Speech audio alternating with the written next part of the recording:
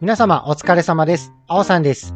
以前からずっと気になっていた水草水槽の立ち上げ方法がありますので、今日はそちらを実践していきたいと思います。本日実践するのはミスト式と呼ばれる水草の育て方です。今回育てた水草は後日立ち上げ予定のメイン水槽で使用する予定ですので、ぜひチャンネル登録よろしくお願いいたします。ミスト式で育てるメリット、デメリット、あとは感じたことをお伝えしていきたいと思いますので、ぜひ最後までご視聴ください。ミスト式水槽を分かりやすくお伝えすると、温室化というのが一番しっくりくるかと思います。空いた水槽の中にソイルを入れて、そちらのソイルに水草を植え、あとは霧吹きを毎日する。ただこれだけで水草が育ちます。水草が育ってきたら、そのまま注水して水槽を立ち上げることもできますが、今回は立ち上げは行いません。理由としては、まだメイン水槽のレイアウトが決まっていないからです。あとは水草がどれくらい育つのかっていう実験も兼ねて今回はやっていこうと思っています。メイン水槽のレイアウトはかなり決めかねています。今回かなり本気で取り掛かろうと思っていまして、本気で取り掛かる理由としては、世界水草レイアウトコンテストに出品しようと考えています。1位を取りたいとか、そういう感じではなく、今の自分の力量が単純に知りたいと思って出品しようと思いました。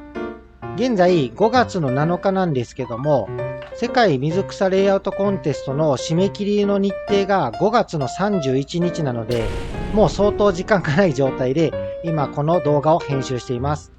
ソイルを敷き終わりましたので、次は霧吹きで水をかけていきます。以前お届けした水槽引っ越し動画で梱包している水草をミスト式水槽の中に入れていきます。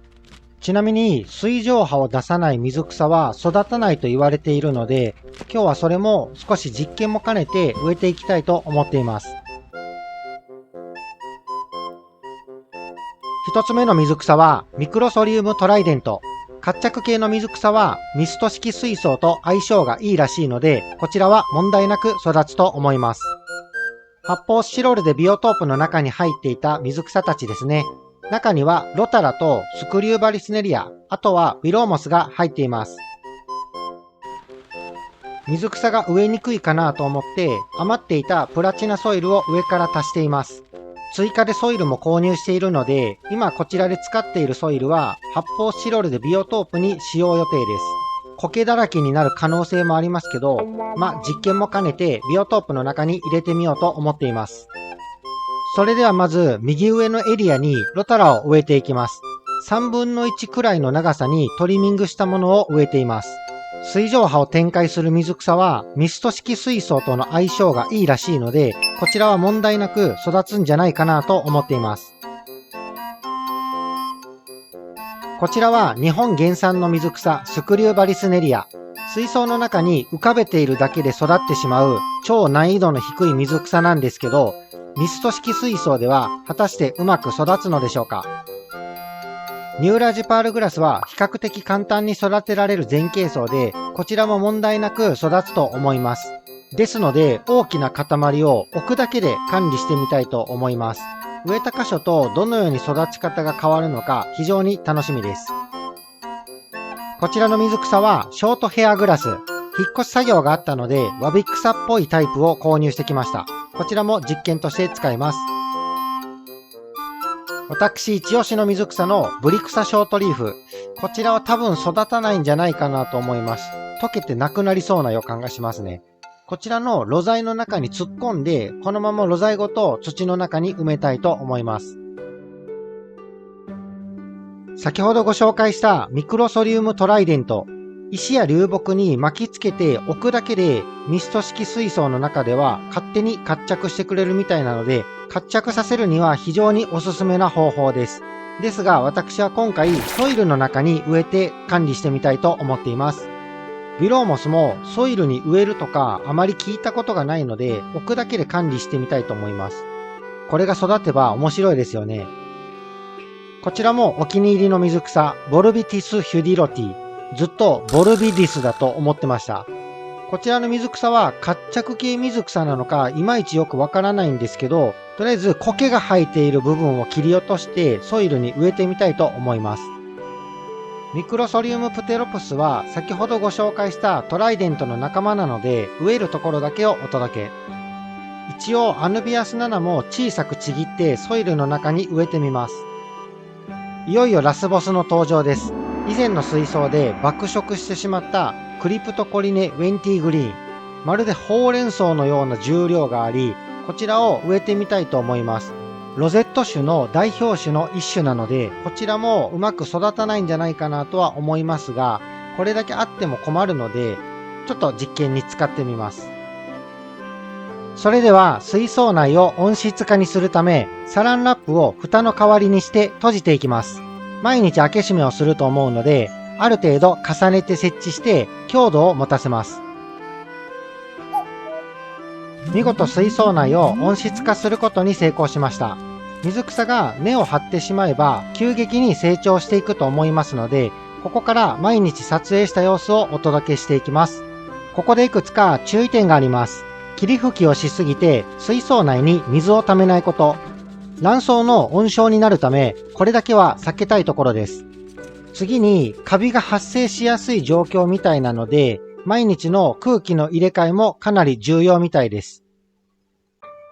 2日目の水槽内の様子です。もちろんですが、大きな違いは見られません。ここからダイジェストでお届けしていきたいと思います。ちなみに使用している LED は JEX のクリア LED パワー3を使用しています。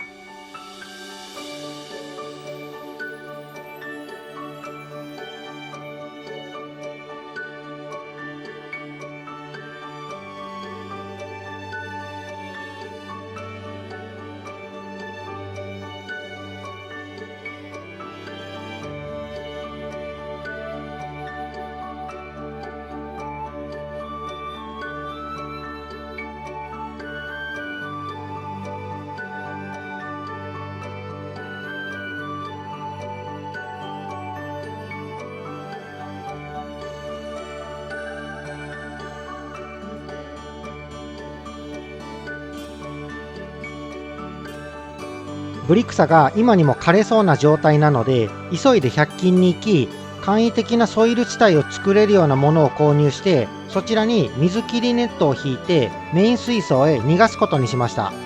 ついでに雲行きの怪しいクリプトも一緒に逃がしておくことにしました。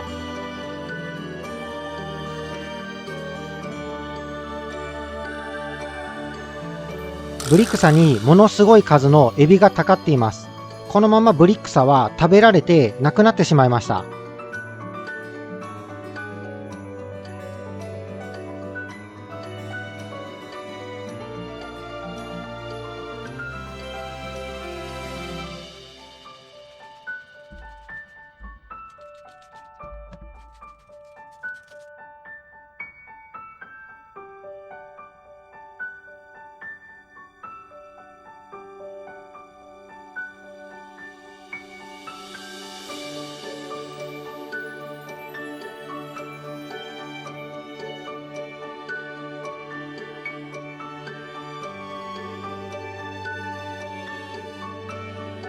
いよいよクリプトがまずい状況になってきたので、もう少し逃がしておくことにします。ロゼット種はミスト式で育てるのはやはり厳しいようです。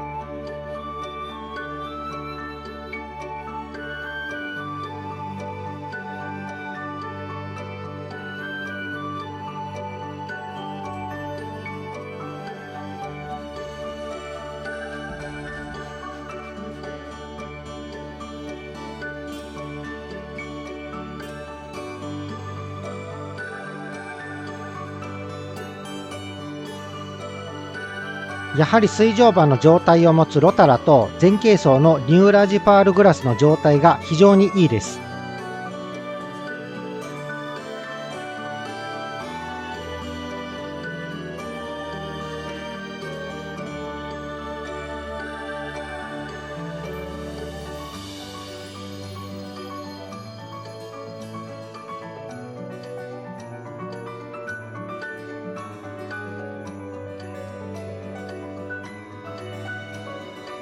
2週間が経った状態からバリスネリアの調子が急に悪くなってきました。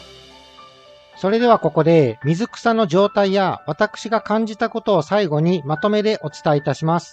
水蒸波の状態を持つロタラや前傾層であるニューラージパールグラス、ショートヘアグラス、あとは活着系の水草のアヌビアスナナ、ミクロソリウムプテロプスも非常に状態が良く育ってきています。最後にウィローモスもソイルに活着して非常に状態が良く育ってきているのには驚きました。ミスト式水槽は超簡単に管理ができて非常におすすめです。利点としては水替えをしないこと、あとは霧吹きのみで水草を育てられること、卵巣以外の苔が発生しないのもかなり大きな利点だと感じました。実際の水槽であれば CO2 の添加や肥料を入れたりすると思うんですけど、ミスト式の場合はそちらも不要です。このまま立ち上げられることや活着する水草も簡単に育てられることもかなりの大きな利点だと思います。デメリットはあまり感じなかったんですけど、カビが生えた水草があったり、あとは水蒸波になれない水草は枯れていったりと、デメリットを挙げるとすればこれくらいです。いかがだったでしょうか？立ち上げから約2ヶ月経ったミスト式水槽の状態を最後にお届けしています。私が参考にしたブログの記事も概要欄に載せておきますので、ご興味のある方はぜひ覗いてみてください。この動画良ければ高評価、チャンネル登録ぜひよろしくお願いいたします。あおさんの休日でした。ご視聴ありがとうございました。